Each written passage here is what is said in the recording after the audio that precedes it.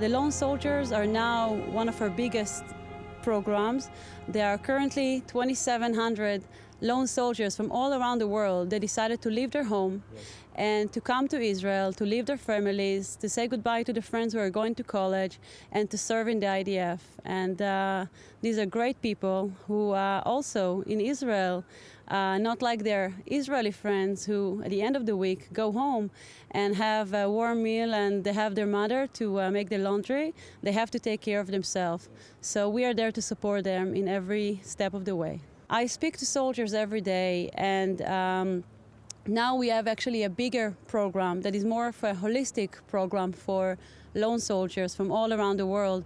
And we kind of help them from the minute they decide that they're going to serve in the IDF, during their service, and after they finish the army with consultant, whether they want to stay in Israel or not, if they need support when they go to study, and so on.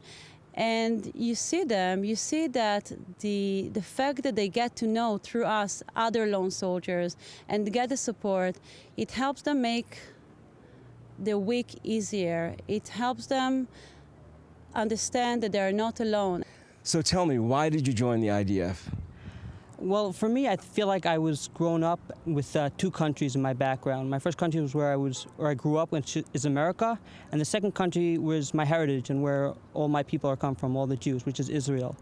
And I really wanted to help out my second country, which is Israel. And I thought one of the best ways to do that is to help protect their citizens and to help the country that we were given to by God. So one of the best ways to do that is by serving in the IDF and making sure that all the soldiers are protected, and if anyone gets hurt, you can help them as well. What do you think about the FIDF, and personally, how has that organization helped you, and what do you see for it as a whole? The FIDF has helped me in numerous ways. For example, this past Shabbat, I didn't really have a shirt to wear, so I went to Tiberia. I went to a store there, and with a voucher that they gave me, I was able to buy myself a shirt for the Sabbath. So that's one of the little things. Hi, Sapphire. Thank you for joining us today. Can you tell our viewers what caused you to want to join the IDF? Well, I'm originally from Thailand. I grew up there for 19 years, and I went to British International School. So all my friends were from all over the world. I honestly didn't know I was going to join the Army until the last year, where we had to pick where we wanted to study and what subject and where in the world.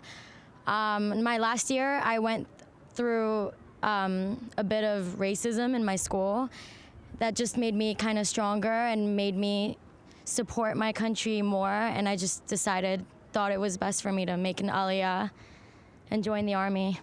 That's a beautiful thing. And I know our viewers at home love to pray for the IDF, and I know that there's also an organization here in Israel called Friends of the IDF. How have they helped you in your stay here, being from Thailand? Well, they helped me visit my family. They offered me a ticket to Thailand, like a free ticket to go visit my family and spend Passover with them. So it was That's great. huge. Yeah, it's amazing. I got to spend 2 weeks with my family and with my dad, Passover dinner. It was amazing. Being a lone soldier is very difficult. It's especially since we don't have parents. It's hard to have the support or to get people to understand what you're going through. And Friends of the IDF has just opened up that world of support and friends, and they support you like the others have said in having a trip back home, which means everything, especially if you're going through financial hard times. And I'm also a part of Green Sabar, which works with Friends of the IDF, and it just gave me my family and my friends, and they helped me through every step of the Army. And it's amazing. I'm very glad I decided to join the Army. It made me stronger, a better person, and it made me more independent and mature.